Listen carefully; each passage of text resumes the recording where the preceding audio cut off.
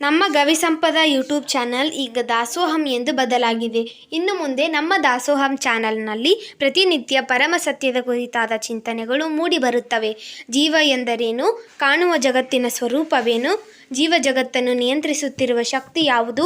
ಜೀವನದ ಸಾರ್ಥಕತೆ ಹೇಗಾಗುತ್ತದೆ ಎನ್ನುವುದನ್ನು ಕುರಿತು ಪರಮ ಪೂಜ್ಯ ಶ್ರೀ ಗವಿಸಿದ್ದೇಶ್ವರ ಅಪ್ಪಾಜಿ ಗವಿಮಠ ಕೊಪ್ಪಳ ಮತ್ತು ಪರಮ ಪೂಜ್ಯ ಕೃಷ್ಣಾನಂದ ಅಪ್ಪಾಜಿ ಕಜ್ಜಿಡೋಣಿ ಹಾಗೂ ಗವಿಯವರಿಂದ ಚಿಂತನೆಗಳು ಮೂಡಿ ಬರಲಿವೆ. ಹಾಗಾಗಿ ತಾವೆಲ್ಲರೂ ನಮ್ಮ ದಾಸೋಹಂ ಚಾನಲ್ನನ್ನು ಸಬ್ಸ್ಕ್ರೈಬ್ ಮಾಡಿ, ಲೈಕ್ ಮಾಡಿ ಹಾಗೂ ನಿಮ್ಮ ಕುಟುಂಬ ಮತ್ತು ನಿಮ್ಮ ಸ್ನೇಹಿತರಿಗೆ ಶೇರ್ ಮಾಡಿ ಮತ್ತು ನಿಮ್ಮ ಅನಿಸಿಕೆಗಳನ್ನು ಕಮೆಂಟ್ ಮೂಲಕ ತಿಳಿಸಿ. ತಮ್ಮೆಲ್ಲರಲ್ಲಿ ಭಕ್ತಿಯ ಪ್ರಣಾಮಗಳು. 5 ಕೋಶಗಳನ್ನ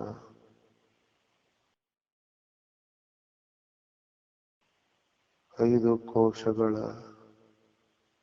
ಸ್ವರೂಪ,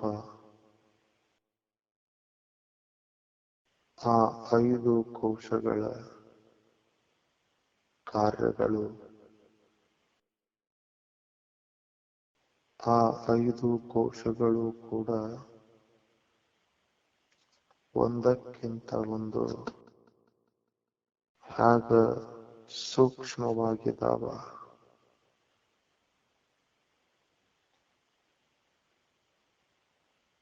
ಅವುಗಳ ಸ್ವರೂಪ ಹೇಗೆ, ಅವು ದೇಹಕ್ಕಿಂತ ಹೇಗೆ ಸೂಕ್ಷ್ಮವಾಗಿ ಇದಾವ, ಹೇಗೆ ಒಂದೊಂದು ಕೋಶವು ಮತ್ತೊಂದು ಕೋಶದಕ್ಕಿಂತ ಸೂಕ್ಷ್ಮವಾಗಿ ಇದೆ ಮತ್ತು ಒಂದೊಂದು ಕೋಶಕ್ಕಿಂತ ಮತ್ತೊಂದು ಕೋಶ ಹೇಗೆ ಸ್ಥೂಲ ರೂಪದಿಂದ ಕೆಲಸ ಮಾಡ್ತದೆ.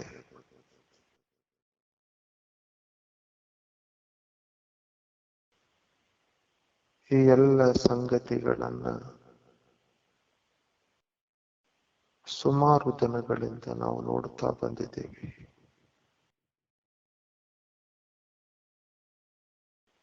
ದೇಹದೊಳಗೆ ಇದ್ದು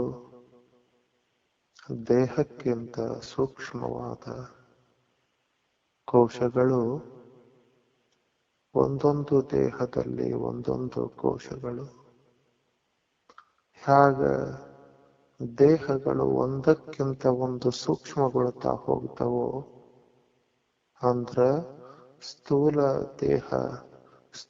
ದೇಹಕ್ಕಿಂತ ಹಿಂಗ ಸೂಕ್ಷ್ಮವಾದದ್ದು ಸೂಕ್ಷ್ಮ ದೇಹ, ಅದ ಸೂಕ್ಷ್ಮ ದೇಹಕ್ಕಿಂತ ಮತ್ತಷ್ಟು ಸೂಕ್ಷ್ಮವಾದದ್ದು ಕಾರಣ ದೇಹ. ಹಾಗ ವಸ್ತುಗಳು ಸ್ಥೂಲ ದೇಹದಲ್ಲಿ ಅನ್ನಮಯ ಕೋಶ, ಅದಕ್ಕಿಂತ ಸೂಕ್ಷ್ಮವಾಗಿ ಸೂಕ್ಷ್ಮ ದೇಹದಲ್ಲಿ ಪ್ರಾಣಮಯ, ಮನೋಮಯ, ವಿಜ್ಞಾನಮಯ ಕೋಶ ಮತ್ತು ಅದಕ್ಕಿಂತ ಸೂಕ್ಷ್ಮವಾದ ಕಾರಣ ದೇಹದಲ್ಲಿ ಆನಂದಮಯ ಕೋಶ.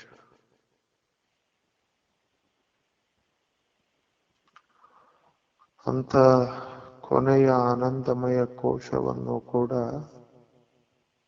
ವಿಸ್ತಾರ ಪೂರ್ವಕವಾಗಿ ನಾವೆಲ್ಲ ನೋಡಿದ್ವಿ.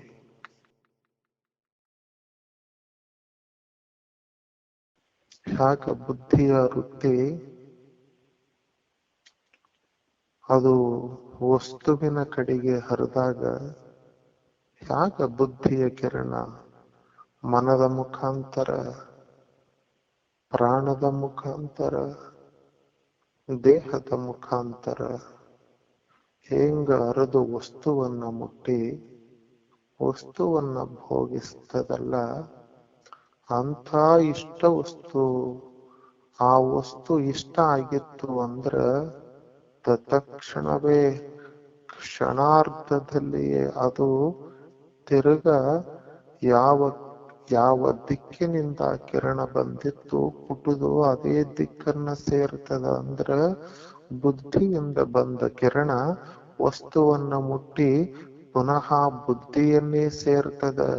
ಆದ್ರ ಇಷ್ಟ ವಸ್ತು ಆಗಿತ್ತು ಅಂದ್ರ ಅದರ ರಭಸ ಹೇಗಿರ್ತದ ಆ ವೃತ್ತಿದು ಅಂದ್ರ ಆ ವೃತ್ತಿಯ ಅಂತರ್ಮುಖಗೊಳ್ತದೆ.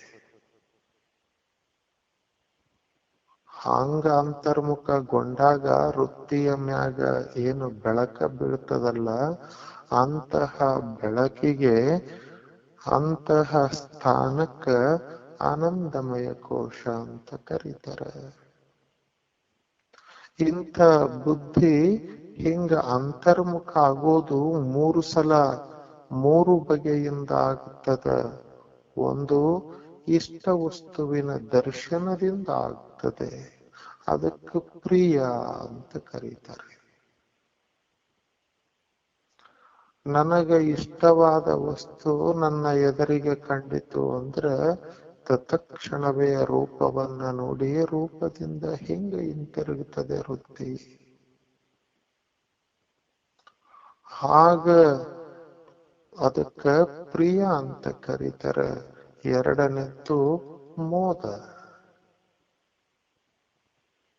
ಏನು ಮೋದ ಅಂದ್ರ ಯಾವ ವಸ್ತು ನನಗಿಷ್ಟ ಆಗಿತ್ತಲ್ಲ ಅದರ ಲಾಭ ಅದು ನನ್ನದನ್ನಾಗಿ ಮಾಡಿಕೊಂಡೆ, ಅದು ಪಡ್ಕೊಂಡೆ ಅಂದ್ರ ತತ್ಕ್ಷಣವೇ ವೃತ್ತಿ ಅಂತರ್ಮುಖಗೊಳ್ತದೆ. ಆವಾಗ ಬುದ್ಧಿಯನ್ನು ಮೀರಿ ಬುದ್ಧಿಯಲ್ಲಿ ಅಂತರ್ಗತ ಆಗ್ತದೆ. ಆವಾಗೂ ಕೂಡ ಆ ಸ್ಥಳದಲ್ಲಿ ಇನ್ಯಾವುದೋ ಒಂದು ಪ್ರತಿಬಿಂಬ ಬುದ್ಧಿಯ ವೃತ್ತಿಗಳಲ್ಲಿ ಮೂಡ್ತದಲ್ಲ, ಆವಾಗ ಆನಂದ ಅನ್ನಿಸ್ತದೆ. ಹಾಗ ಇಷ್ಟ ವಸ್ತುವನ್ನ ಹೀಗ ಕಂಡದ್ದನ್ನ ಪಡೆದದ್ದನ್ನ ಭೋಗಿಸಕ ಶುರು ಮಾಡ್ತಾನಲ್ಲ, ಆ ಭೋಗದಲ್ಲಿಯೂ ಕೂಡ ಆತನ ವೃತ್ತಿಗಳು ಅಂತರ್ಮುಖಗೊಳ್ತವೆ. ಮತ್ತೂ ಕೂಡ ಆನಂದ ಅನ್ನಿಸ್ತದೆ. ಯಾಕಂದ್ರೆ ಅಲ್ಲಿ ಒಂದು ಪ್ರತಿಬಿಂಬ ಮೂಡ್ತದೆ. ಅಂಥ ಆನಂದಕ್ಕ ಆನಂದಮಯ ಕೋಶ ಅಂತ ಕರೀತಾರೆ. ಇಂಥ ಆನಂದದ ಅನುಭವ ಬರೋದು ಹಿಂಗ ಇಷ್ಟ ವಸ್ತುವಿನ ದರ್ಶನ, ಇಷ್ಟ ವಸ್ತುವಿನ ಪಡೆದುಕೊಳ್ಳುವಿಕೆ, ಇಷ್ಟ ವಸ್ತುವಿನ ಭೋಗ. ಆದ್ರೆ ಮತ್ತೆ ಯಾಕ ಅಂತ ಆನಂದವು ಶ್ರೇಷ್ಠ ಅಂತ ಅನ್ಬೋದಾಗಿತ್ತಲ್ಲ, ಯಾಕೆ ಅನ್ನಲಿಕ್ಕಾಗೋದಿಲ್ಲ ಅಂದ್ರ, ಆದ್ರ ಆ ಆನಂದ ಹೇಗಿರ್ತದ ಅಂದ್ರ, ಹೇಗ ಭೂಮಿ ಗುರುತ್ವಾಕರ್ಷಣ ಶಕ್ತಿಯಿಂದ ವಸ್ತುಗಳನ್ನ ಕೆಳಗಡೆ ಜಗ್ತದೋ ಹಂಗ ವಿಷಯ ಸುಖಗಳು ಹಾಂಗ ಬುದ್ಧಿಯ ವೃತ್ತಿಗಳನ್ನ ಕೆಳಗಡೆ ಜಗ್ಗತಿರ್ತಾವ. ಆ ಕಾರಣಕ್ಕಾಗಿ ಆ ವೃತ್ತಿ ಆನಂದಮಯ ಕೋಶದಲ್ಲಿ ಶಾಶ್ವತವಾಗಿ ನಿಲ್ಲಲಿಕ್ಕಾಗೋದಿಲ್ಲ. ಅದು ಬುದ್ಧಿಯ ಗುರುತ್ವಾಕರ್ಷಣೆ ಅಂದ್ರೆ ಹಿಂಗ ಕರ್ಮಗಳ ವಾಸನೆಗಳ ಗುರುತ್ವಾಕರ್ಷಣೆಗೆ ಹಿಂಗ ಕೋಶಗಳು ಸಿಕ್ಕಿರ್ತಾವ. ಅದಕ್ಕೆ ಪುನಃ ಜಾರಿ ಬಿಡ್ತಾವ. ಹಾಗ ಇಷ್ಟ ವಸ್ತು ಅಪ್ರಿಯ ವಸ್ತುವಿನ ದರ್ಶನದಿಂದ ಬುದ್ಧಿಯ ಮಟ್ಟಕ್ಕ ನಿಂದಿರ್ತದ ಕಿರಣ. ಅದು ಬುದ್ಧಿಯಿಂದ ದಾಟಿ ಅಂತರ್ಮುಖ ಆಗೋದಿಲ್ಲ. ಆಗ ಇಷ್ಟ ವಸ್ತು ನಮಗ ಅಪ್ರಿಯವಾದ ವಸ್ತು ನಮಗ ಬ್ಯಾಡಂದ್ರೂ ಒಂದೊಂದು ಸಲ ನಮ್ಮ ಬಂದು ಮಡಿಲಲ್ಲಿ ಬೀಳ್ತದೆ. ಆವಾಗೂ ಅಷ್ಟೇ. ಹಾಂಗ ಒಂದೊಂದು ಸಲ ಅಪ್ರಿಯವಾದದ್ದನ್ನ ಭೋಗಿಸುವ ಸಂದರ್ಭ ಬರ್ತದೆ. ಆವಾಗೂ ಅಷ್ಟೇ. ಅದು ಬುದ್ಧಿಯನ್ನ ದಾಟಿ ಬುದ್ಧಿಯಲ್ಲಿ ಅಂತರ್ಮುಖ ಅದರ ವೃತ್ತಿಗಳು ಹೋಗೋದಿಲ್ಲ. ಹೆಂಗ ಆನಂದಮಯ ಕೋಶ ಹಿಂಗ ಕರ್ಮಗಳಲ್ಲಿ ತಲ್ಲೀನಗೊಂಡು ಕರ್ಮಗಳಿಂದ ಬೇಸತ್ತು ಸಾಕಾಗಿ ಆಯಾಸಗೊಂಡು ಈತ ನಿದ್ರೆಗೆ ಜಾರ್ತಾನೆ. ಅಂದ್ರೆ ಇದು ಜಾಗೃತ ಅವಸ್ಥೆಯಲ್ಲಿ. ಈಗ ನಿದ್ರೆಗೆ ಜಾರಿ ಕಾರಣ ಶರೀರದಲ್ಲಿ ಹೋಗ್ತಾನೆ, ಸುಸುಪ್ತಾವಸ್ಥೆಯಲ್ಲಿ ಹೋಗ್ತಾನೆ. ಆವಾಗೂ ಕೂಡ ಆನಂದ ಅನ್ನಿಸ್ತದೆ, ಅದು ಕೂಡ ಆನಂದಮಯ ಕೋಶವೇ. ಇಂಥ ಆನಂದಮಯ ಕೋಶದ ಒಂದು ಸವಿಸ್ತಾರವಾದ ಜಾಗವನ್ನ ನಾವೆಲ್ಲ ಸುಮಾರು ದಿನಗಳಿಂದ ನೋಡಿವಿ. 5 ಕೋಶಗಳನ್ನು ನೋಡಿವಿ. 5 ಕೋಶಗಳು ಕೂಡ ನನ್ನಿಂದ ಅರಿಸಿಕೊಳ್ಳಲ್ಪಟ್ಟವ. ಹೆಂಗ ಅರಿಸಿಕೊಳ್ಳಲ್ಪಟ್ಟವ ಅಂದ್ರ ಅವುಗಳ ಇರುವಿಕೆ ಇಲ್ಲದಿರುವಿಕೆಯನ್ನ ನಾನು ಗಮನಿಸಿನಿ. ಆದ್ರ ಬದ್ಧ ಜೀವಿ 5 ಕೋಶಗಳೇ ತಾನೆಂದು ನಂಬಿ 5 ಕೋಶಗಳಲ್ಲಿಯೇ ಬದುಕ್ತಾನ. ಅಂದ್ರ ಪುನಃ 5 ಕೋಶಗಳಲ್ಲಿಯೇ ಹರಿದಾಡ್ತಾನ. ಆನಂದಮಯ ಕೋಶದಿಂದ ಅನ್ನಮಯ ಕೋಶದ ತನ, ಅನ್ನಮಯ ಕೋಶದಿಂದ ಆನಂದಮಯ ಕೋಶದ ತನ. ಹಿಂಗ ನಡುವಿನ ಈ ಓಡಾಟವೇ ಜೀವನಾಗಿ ಮಾರ್ಪಡುತ್ತದೆ.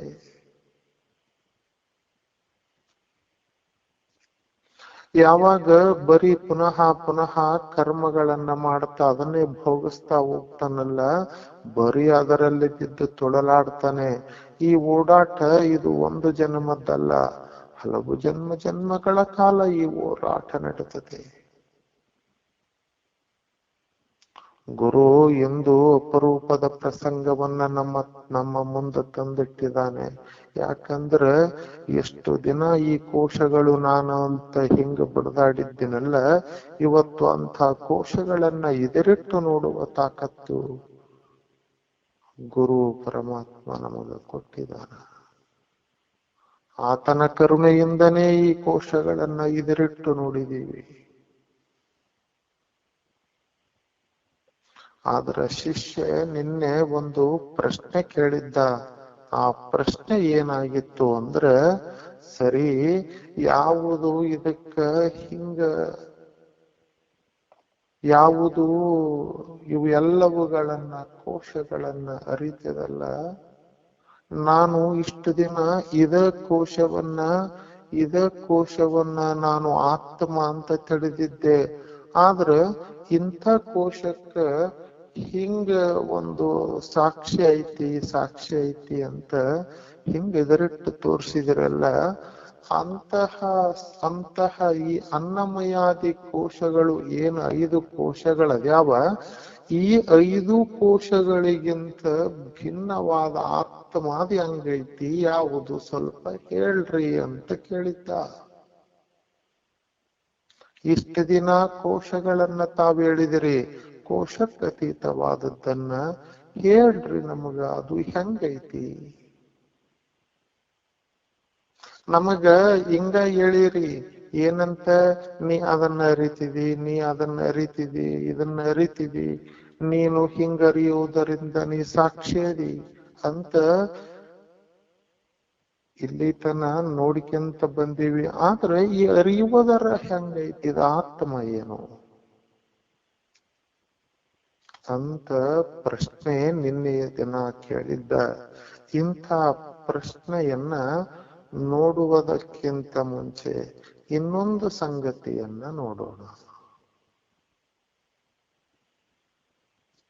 ಅದಾವ ಸಂಗತಿ ಅಂದ್ರೆ, ಹಿಂಗ ಪಂಚಕೋಶಗಳಿಂದ ಕೂಡಿದ ಈ ಶರೀರ ಹೆಂಗ ಈ ಶರೀರವು ಕೂಡ ಬೆಳೀತದಲ್ಲ, ಈ ಶರೀರವು ಕೂಡ ಹಿಂಗ ಈ ಜಗತ್ತಿನಲ್ಲಿ 100 ವರ್ಷಗಳ ಕಾಲ ಬದುಕ್ತದಲ್ಲ, ಅಂಥ ಬದುಕುವಿಕೆ ಹೇಗದ ಸ್ವಲ್ಪ ಅದರ ಮ್ಯಾಗ ಬೆಳಕ ಚೆಲ್ಲೋಣ.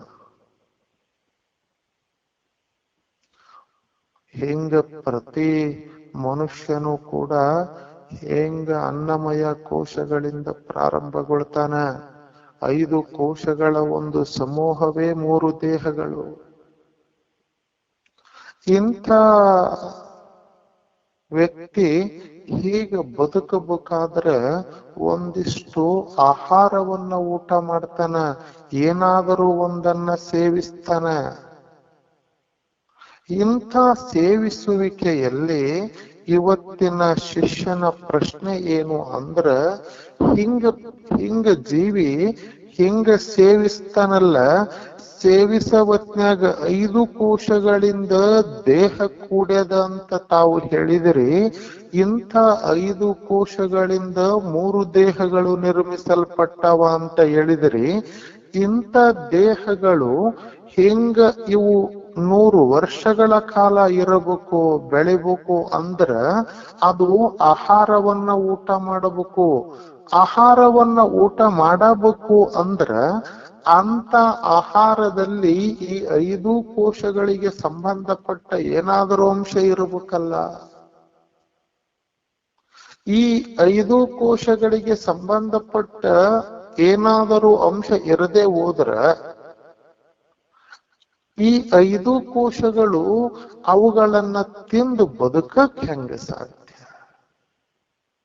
ಆಹಾರವನ್ನ ತಿಂದು ಜೀವಿ ಬದುಕ್ತೈತಿ ಅಂದ್ರ ಈ ಕೋಶಗಳು ಅಭಿವೃದ್ಧಿಗೊಳ್ತಾವ ಅಂತಂದ್ರ ಈ 5 ಕೋಶಗಳ ವಿಸ್ತಾರ ಆಗುವಂತಹ, ಅಭಿವೃದ್ಧಿಗೊಳ್ಳುವಂತಹ ಏನಾದರೂ ಅಂಶ ವಸ್ತುಗಳಲ್ಲಿರ್ಬೇಕಲ್ಲ.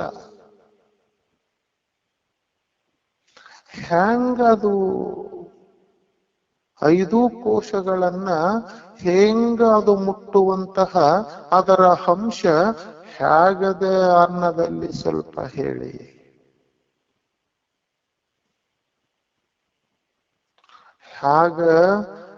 ಹ್ಯಾಂಗ ಏನು ಅನ್ನವನ್ನ ಹಿಂಗ ಅನ್ನದಿಂದ ದೇಹ ರಚಿಸಿ ಅನ್ನದಿಂದವೇ ದೇಹ ಹಿಂಗ ಪುಷ್ಟಿಗೊಂಡು ಅನ್ನ ಸೇರಿದ ಜಾಗಕ್ಕ ಹೋಗ್ತದಂತ ಹೇಳಿದ್ರಲ್ಲ. ಮೊದಲಿಗೆ ಸ್ಥೂಲವಾದ ಶರೀರ ಅನ್ನಮಯ ಕೋಶ ಅಂತ ತಾವು ಹೇಳಿರಿ.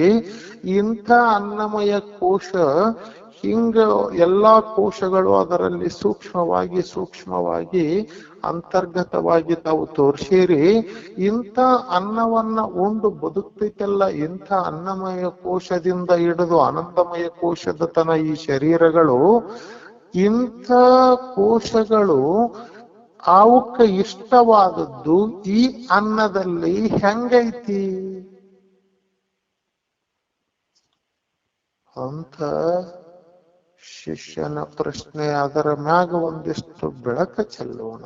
ಈ ಸಂಗತಿಯನ್ನ ಇನ್ನೊಂದಿಷ್ಟು ವಿಸ್ತಾರವಾಗಿ ನೋಡೋಣ. ಆವಾಗ ಗುರು ಅಂತಾನ, ನೋಡು ಶಿಷ್ಯನೇ, ನೀ ಏನು ಊಟ ಮಾಡ್ತಿದೆ? ಯಾವುದನ್ನ ಈ ಸ್ಥೂಲ ದೇಹ ಭುಂಜಿಸ್ತದಲ್ಲ, ಊಟ ಮಾಡ್ತದಲ್ಲ, ಅದಕ್ಕ ಅನ್ನ ಅಂತ ಕರೀತಾರ. ಅಂತ ಅನ್ನ ಅದು ಯಾವುದು ಈ ದೇಹಕ್ಕೆ ಪುಷ್ಟಿ ಕೊಡ್ತದ, ಯಾವ ಅದು ಹಸಿವು ಹಿಂಗಿಸ್ತದ ಅಂತದನ್ನ ಆತ ಊಟ ಮಾಡ್ತಾನಲ್ಲ, ಅದು ಎಲ್ಲದೂ ಕೂಡ ಅನ್ನದ ಸ್ವರೂಪವೇ. ಏನ ಅಕ್ಕಿ ಉಂಡ ಅದು ಅನ್ನ, ರಾಗಿ ಉಂಡ ಅದು ಅನ್ನ ಅಲ್ಲಂತಲ್ಲ. ಎಲ್ಲದು ಯಾವುದು ಈ ಒಡಲನ್ನ ಬೆಳೆಸ್ತದೆ, ಒಡಲಿಗೆ ಶಕ್ತಿಯಾಗಿ ನಿಲ್ತದಲ್ಲ, ಎಲ್ಲವೂ ಅನ್ನವೇ. ಉದಾಹರಣೆಗಾಗಿ ಒಂದು ಅಕ್ಕಿ, ಒಂದು ಅನ್ನ ಅಂತ ತಿಳಿದು ನೋಡೋಣ. ಹೇಗ ಒಂದು ಅಕ್ಕಿ, ಒಂದು ಅನ್ನದ ಅಗುಳ ಹೇಗ ಪಂಚಕೋಶಗಳು ಅಂದ್ರೆ ಆನಂದಮಯ ಕೋಶದ ತನ್ನ ಅಂಶವನ್ನ ಕೊಡ್ತದೆ. ಹೆಂಗ ಸ್ವಲ್ಪ ವಿಚಾರ ಮಾಡಿ ನೋಡೋಣ. ದೇಹ ಹೇಗದ ಅಂದ್ರೆ ಮೊದಲಿಗೆ ಅನ್ನಮಯ ಕೋಶ, ಎರಡನೆದ್ದು ಪ್ರಾಣಮಯ, ಮೂರನೆದ್ದು ಮನೋಮಯ, ನಾಲ್ಕನೆದ್ದು ವಿಜ್ಞಾನಮಯ, ಐದನೆದ್ದು ಆನಂದಮಯ. ಇಂಥ ಅನ್ನಮಯ ಕೋಶ ಮೊದಲ ಅಂದ್ರ ಸ್ಥೂಲದಲ್ಲಿ ಈ ಕೋಶ ನಮಗ ಕಾಣ್ತದೆ. ಇಂಥ ಅನ್ನಮಯ ಕೋಶ ಈಗ ಊಟ ಮಾಡ್ತದೆ ಅಂದ್ರ ಇಂಥ ಅನ್ನಮಯ ಕೋಶಕ್ಕ ನಾವು ಅನ್ನವನ್ನೇ ಹಾಕ್ತಿವಿ, ಅನ್ನವನ್ನೇ ಊಟ ಮಾಡ್ತದೆ. ಹ್ಯಾಂಗೆ ಸ್ಥೂಲ ಶರೀರವು ಕೂಡ ಅನ್ನಮಯ ಕೋಶವು ಕೂಡ ಸ್ಥೂಲ ಶರೀರವಾಗಿದೆಯಲ್ಲ, ನಾವು ಊಟ ಮಾಡುವಂತಹ ಅಕ್ಕಿಯು ಕೂಡ ಅನ್ನವು ಕೂಡ ಸ್ಥೂಲವಾಗಿ ಐತಿ. ಆ ಅನ್ನ ಆ ಸ್ಥೂಲ ಭಾಗ ಈ ಸ್ಥೂಲ ಭಾಗವನ್ನ ಸೇರಿ ಇಂಥ ಸ್ಥೂಲ ಭಾಗ ಸ್ವಲ್ಪ ವಿಸ್ತಾರಗೊಳ್ತದೆ, ದಪ್ಪಾಗ್ತದೆ, ಅಗಲಾಗ್ತದೆ, ಎತ್ತರ ಆಗ್ತದೆ.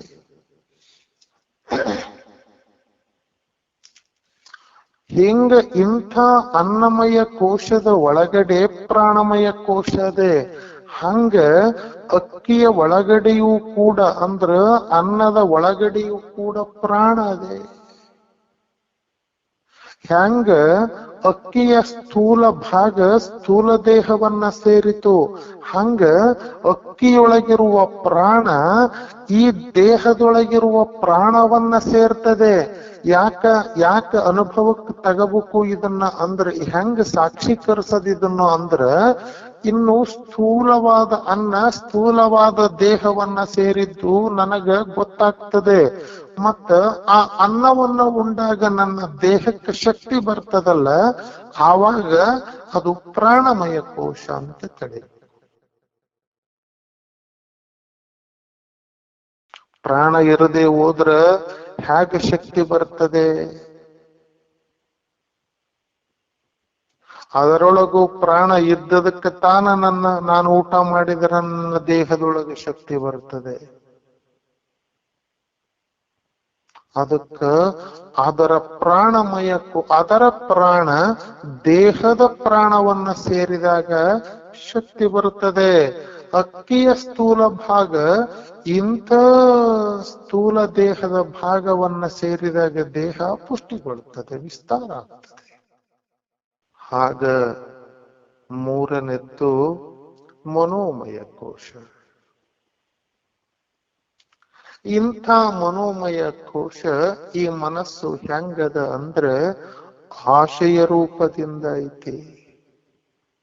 ಮನೋಮಯ ಕೋಶ ಹೆಂಗದ ಅಂದ್ರ ಸಂಕಲ್ಪ ರೂಪ, ಆಶೆ. ಇಂಥ ಆಶೆಯನ್ನ ಪೂರೈಸುವಂತಹ ರೂಪ ಪಡೆದಿದೆಯಲ್ಲ ಅಕ್ಕಿ. ಯಾಕಂದ್ರೆ ಇವನಿಗೆ ಅಕ್ಕಿ ಅನ್ನ ಉಣಬೇಕು ಅಂತ ಆಸೆ ಆಗ್ತದೆ. ಅನ್ನ ಉಣಬೇಕು ಅಂತ ಈ ಆಸೆಗೆ ತಕ್ಕಂಗ ಅನ್ನ ಅಲ್ಲೇ ರಚನೆಗೊಂಡದಲ್ಲ. ಈಗೊಂದು ವಿಚಾರ ಮಾಡಿ, ಒಂದು ಕಣ್ಣೈತಿ, ಕಣ್ಣಿಗೆ ವಿಷಯ ರೂಪವೇ. ಅಂದ್ರ ಕಣ್ಣನ್ನ ಸಂತೃಪ್ತಗೊಳಿಸುವಂತಹ ರೂಪ ಹೊರಗೆ ಹೆಂಗ ರಚನೆಗೊಂಡದೋ ಹಂಗ ಮನದ ಆಸೆಯನ್ನ ಸಂತೃಪ್ತಗೊಳಿಸುವಂತಹ ಒಂದು ರುಚಿ, ಒಂದು ಆಕಾರ ಎಲ್ಲವೂ ಕೂಡ ಅನ್ನದಲ್ಲಿ ಐತಿ.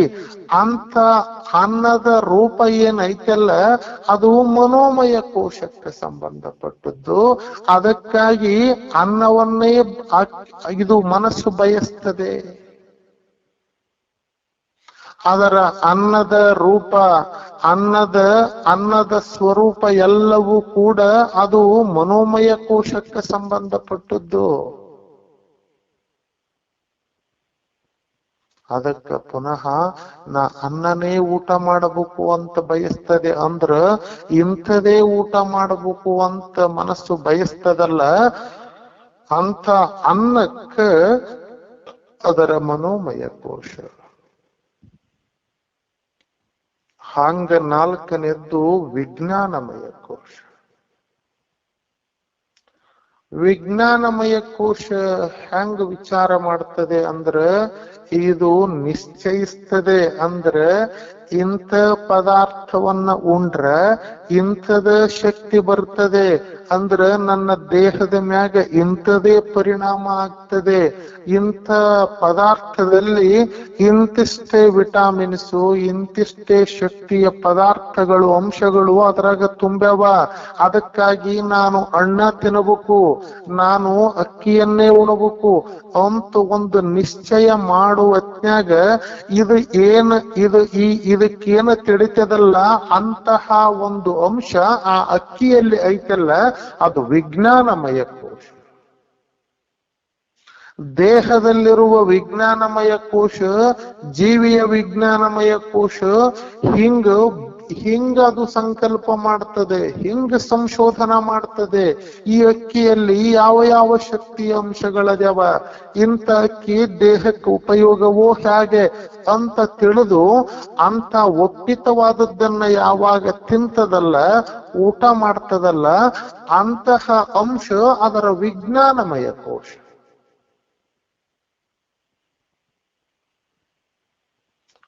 ಆಗ ಇಷ್ಟೆಲ್ಲ ಉಂಡು, ಇಷ್ಟೆಲ್ಲ ಪ್ರಸಾದ ತಗೊಂಡು ಹಿಂಗ ಒಂದಿಷ್ಟು ಸಂತೃಪ್ತಗೊಳ್ತಾನಲ್ಲ, ಆ ಸಂತೃಪ್ತಗೊಳ್ಳುವಿಕೆ ದೇಹದ ಆನಂದಮಯ ಕೋಶ.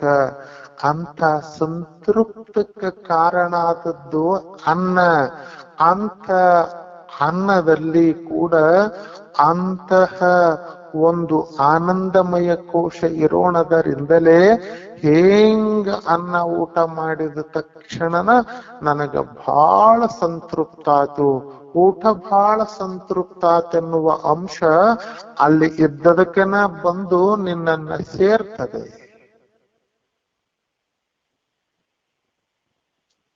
ಹಿಂಗ ಒಂದು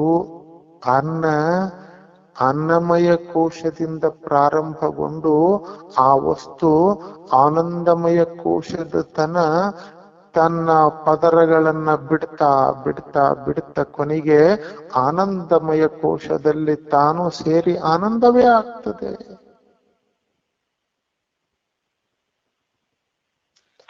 ಅಕ್ಕಿಯ ಸ್ಥೂಲ ಭಾಗ ಅದು ಅನ್ನಮಯ ಕೋಶ, ಅಕ್ಕಿಯೊಳಗಿನ ಪ್ರಾಣ ಶಕ್ತಿ ಅದು ಪ್ರಾಣಮಯ ಕೋಶ, ಅಕ್ಕಿಯೊಳಗಿನ ರುಚಿಗಳು ಅದು ಮನೋಮಯ ಕೋಶ, ಅಕ್ಕಿಯೊಳಗಿನ ಶಕ್ತಿ, ಅಕ್ಕಿಯೊಳಗಿನ ಒಂದು ಪುಷ್ಟಿಯ ಅಂಶ ಇದೆಯಲ್ಲ ಅದು ವಿಜ್ಞಾನಮಯ ಕೋಶ, ಅಕ್ಕಿಯೊಳಗಿನ ಒಂದು ಕೊನೆಗೆ ಸಂತೃಪ್ತ ಭಾವ ಇದೆಯಲ್ಲ ಅದು ಆನಂದಮಯ ಕೋಶ. ಯಾವುದನ್ನ ಊಟ ಮಾಡಿದ್ರ ಕೊನೆಗೆ ಸಂತೃಪ್ತ ಆಗ್ತೈತಲ್ಲ ಅದು ಅದರ ಅಕ್ಕಿ ಆನಂದಮಯ ಕೋಶ. ಹಿಂಗ ಆ ದೇಹ, ಆ ಅಕ್ಕಿಯ ದೇಹ ಅದು ಒಂದು ದೇಹವೇ. ಆ ದೇಹ ಈ ದೇಹವನ್ನು ಪ್ರವೇಶ ಮಾಡಿ ತನ್ನ ದೇಹದ ಒಂದೊಂದು ಕೋಶಗಳನ್ನ ಈ ದೇಹದ ಕೋಶಗಳಲ್ಲಿ ಹಾಕಿ ಅದು ಕೊನೆಗೆ ಈ ದೇಹದಲ್ಲಿಯೇ ವಿಲೀನ ಆಗಿ ಬಿಡ್ತದಲ್ಲ. ಹಂಗ ಇಂಥ ಪದಾರ್ಥಗಳು ಕೂಡ ಹಿಂಗ 5 ಕೋಶವನ್ನು ಹೊಂದ್ಯಾವ. ಇಂಥ 5 ಕೋಶಗಳನ್ನ ಹೊಂದಿರುವ ಪದಾರ್ಥಗಳು ಈ ದೇಹವನ್ನ ಸೇರಿ ಹಿಂಗ 5 ಕೋಶಗಳಿಗೆ ಆಹಾರವಾಗಿ ಹೋಗಿ ಬಿಡ್ತಾವ. ಹಂಗ ರೂಪವು ಹಂಗ ಸ್ಪರ್ಶವು ಹಂಗ, ಇದು ರಸದ್ದು, ಹಿಂಗ ಎಲ್ಲವೂ ಹಿಂಗ. ಯಾವುದು ಭೋಗ ವಸ್ತು ಐತಿ ಅದು ಇದೇ ತರದಿಂದನ ಐತಿ. ಪ್ರತಿಕ್ಷಣ ವ್ಯವಹಾರ ಎಲ್ಲವೂ ಕೂಡ ಹಿಂಗ ನಡೆದವ. ಕಣ್ಣಿಗೆ ಕಾಣುವಂತ ರೂಪ ಹಿಂಗ ಆ ವಸ್ತು ಸ್ಥೂಲವೇ, ನೋಡಿದ ಕಣ್ಣು ಸ್ಥೂಲವೇ, ಅದು ಅನ್ನಮಯ ಕೋಶ. ಅದರೊಳಗ ಪ್ರಾಣ ಇದ್ದದಕ್ಕೆ ಆ ವಸ್ತು ಕಂಡೈತಿ, ನನ್ನೊಳಗ ಪ್ರಾಣ ಇದ್ದದಕ್ಕೆ ಆ ವಸ್ತುವನ್ನ ನಾನು ನೋಡೀನಿ, ಅದು ಮುಗದ ಓದ್ತೀವು, ಅದು ಪ್ರಾಣಮಯ ಕೋಶ, ಇದು ಪ್ರಾಣಮಯ ಕೋಶ. ಹಂಗ ಇನ್ನೂ ಸ್ವಲ್ಪ ಮುಂದಕ್ಕತ್ತ ಹೋದ್ರ ಆ ನೋಡಿದ ವಸ್ತುವಿನಲ್ಲಿ ಒಂದು ರೂಪ ಅದ. ಅದು ರೂಪ, ಅದು ಅವ್ಯಕ್ತದ. ಹಂಗ ಅಂಥ ರೂಪವನ್ನ ಇಂಥ ಮನ ಆಸ್ವಾದನೆ ಮಾಡ್ತದಲ್ಲ ಅದು ವಸ್ತುವಿನ ಅಂದ್ರ ಕಣ್ಣಿನಿಂದ ನೋಡಾವತ್ನಾಗ ಆ ಕೋಶಗಳು ಹಂಗ ಪ್ರತಿಫಲನಗೊಳ್ತಾವ. ಅದ ವಸ್ತುವಿನ ಹಿಂಗ ಈ ವಸ್ತುವಿನ ಅಂದ್ರ ಈ ದೇಹದಿಂದ ಹೆಂಗ ವಿಜ್ಞಾನಮಯ ಕೋಶ ರೂಪವನ್ನ ನೋಡ್ತದಲ್ಲ ಅಂತ ವಸ್ತುವಿನ ಒಳಗ ಇದು ಇಂಥದ್ದೇ ಅಂತ ಗುರುತಿಸುವ, ಅಂದ್ರ ಇದು ಇಂಥದ್ದೇ, ಇದು ಇಂಥ ಜಾತಿದೆ ಅಂತ ಗುರುತಿಸಕ್ ಒಂದು ಆಹಾರ ಆಗಿತ್ತಲ್ಲ ಆ ವಸ್ತು, ಅದು ಅದರ ವಿಜ್ಞಾನಮಯ ಕೋಶ. ಹಿಂಗ ಗುರುತಿಸೋದು ಇದರ ವಿಜ್ಞಾನಮಯ ಕೋಶ. ಕೊನೆಗೆ ಆ ಹೂವನ್ನ ನೋಡಿ ಸಂತೃಪ್ತಿಗೊಳ್ತಾನಲ್ಲ, ಅದು ಅದರ ಆನಂದಮಯ ಕೋಶ. ಇದು ಇದರ ಆನಂದಮಯ ಕೋಶ. ಹೆಂಗ ವಸ್ತು ಒಂದು ಗುಲಾಬಿ ವಸ್ತು ರೂಪದಿಂದ ಇದ್ದದ್ದು, ನೋಡುವಂತಹ ನನ್ನ ಕಣ್ಣು ವಸ್ತು ರೂಪದಿಂದ ಇದ್ದದ್ದು ಆನಂದಮಯ ಕೋಶ. ಆ ಗುಲಾಬಿ ಒಳಗ ಇಂಥದ್ದೇ ಒಂದಿಷ್ಟು ಪ್ರಾಣ ಇರೋದು, ಇಂಥ ವಸ್ತುವಿನ ಹಿಂದ ಪ್ರಾಣ ಇರೋದು, ಇದು ಪ್ರಾಣಮಯ ಕೋಶ. ಅಲ್ಲಿ ಗುಲಾಬಿಯೊಳಗ ಪ್ರಾಣ ಇದ್ದದಕ್ಕ ಅದು ಹಿಂಗ ನಿಂತದ, ಈ ದೇಹದೊಳಗೂ ಪ್ರಾಣ ಇದ್ದದಕ್ಕ ಇದು ನೋಡಾಕಚ್ಚೈತಿ. ಗುಲಾಬಿ ಅಂತ ಒಂದು ರೂಪ ತಾಳಿದ್ದು, ಅಂದ್ರ ಗುಲಾಬಿ ಅನ್ನುವಂತಹ ರೂಪ, ಅದರೊಳಗೊಂದು ರೂಪ ಐತಲ್ಲ, ಅದರ ಮನೋಮಯ ಕೋಶ. ಅಂತದನ್ನ ಆಸೆ ಪಡ್ತೈತಲ್ಲ ಈ ದೇಹದೊಳಗ, ಇದು ಮನೋಮಯ ಕೋಶ. ಇದು ಗುಲಾಬಿನೇ, ಇದು ಇಂಥ ಬಣ್ಣದ್ದೇ, ಇದು ಇಂಥ ಜಾತಿದೆ ಅಂತ ಬುದ್ಧಿ ನಿಶ್ಚಯ ಮಾಡ್ತದಲ್ಲ, ಇಂಥ ಬುದ್ಧಿಗೆ ಅದು ವಿಷಯ ಆಗೈತಲ್ಲ, ಅಂತ ಬಣ್ಣ ಅಂತ ಜಾತಿ ಅನ್ನುವುದರ ಗುರ್ತ ಹಿಡಿತೈತಲ್ಲ, ಅಂತ ಇಂಥ ಬುದ್ಧಿಗೆ ಅದು ವಿಷಯ ಆಗೈತಲ್ಲ, ಅದು ಅದರ ವಿಜ್ಞಾನಮಯ ಕೋಶ. ಕೊನೆಗೆ ತನ್ನ ಸೌಂದರ್ಯದಿಂದ ನೋಡುವವನನ್ನ ಮಂತ್ರಮುಗ್ಧಗೊಳಿಸಿ ಬಿಡುತ್ತದಲ್ಲ, ಅದು ಅದರ ಆನಂದಮಯ ಕೋಶ. ಇದು ಆನಂದಗೊಳ್ಳುವಿಕೆ ಈತನ ಆನಂದಮಯ ಕೋಶ. ಹಿಂಗ ವಸ್ತುಗಳು ಕೂಡ ಹಿಂಗ ಈತನ ಎಲ್ಲ ಕೋಶಗಳನ್ನ ಸಂತೃಪ್ತಿಗೊಳಿಸ್ತವ. ಅಂದ್ರ ವ್ಯಷ್ಟಿ ದೇಹದಲ್ಲಿಯೂ ಆನಂದಮಯ ಕೋಶ ಐತಿ, ಸಮಷ್ಟಿ ದೇಹದಲ್ಲಿಯೂ ಆನಂದಮಯ ಕೋಶ ಐತಿ. ಅಂದ್ರ ವ್ಯಷ್ಟಿ ದೇಹಕ್ಕ ಸಮಷ್ಟಿ ದೇಹದ ಆನಂದಮಯ ಕೋಶ ಬಂದು ಸೇರ್ತಾ ಹೋಗ್ತೈತಿ. ಇದು ನೂರು ವರ್ಷಗಳ ಕಾಲ ಸೇರ್ತಾ ಹೋಗತೈತಿ. ಹಾಂಗ ಅದರಲ್ಲಿದ್ದ ಆಹಾರವನ್ನ ತಗೊಂಡು ಈ ವ್ಯಷ್ಟಿ ದೇಹ ತನ್ನ ಆಯುಷ್ಯವನ್ನ ಪೂರ್ಣಗೊಳಿಸ್ತೈತಿ. ಇಂತಹ ಒಂದು ಸಂಗತಿಯ ಮ್ಯಾಗ ಇವತ್ತು ಗುರು ಬೆಳಕ ಚೆಲ್ಲಾನ. ಇಂಥ ಒಂದೊಂದು ಕೋಶದಲ್ಲಿ ಹಿಂಗ ಆತ ಕೇಂದ್ರೀಕೃತನಾಗಿ ಇದ್ದಾಗ, ಅಂದ್ರ ಒಂದು ಪ್ರಜ್ಞೆ ಹಿಂಗ ಒಂದೊಂದು ಕೋಶದಲ್ಲಿ ಅದು ಕೇಂದ್ರೀಕೃತಗೊಂಡಿತ್ತು ಅಂದ್ರ ಆ ವ್ಯಕ್ತಿಯ ವರ್ತನೆಗಳು ಹೇಗಿರ್ತಾವ, ಆ ವ್ಯಕ್ತಿ ಹೇಗ ಬದುಕ್ತಾನ ಅಂತ ಶಿಷ್ಯ ಗುರುವನ್ನ ಪ್ರಶ್ನೆ ಮಾಡ್ತಾನ. ಗುರು ಉತ್ತರ ಹೇಳ್ತಾನ. ನಾಳೆ ತಮಗೆಲ್ಲ ನಮಸ್ಕಾರ.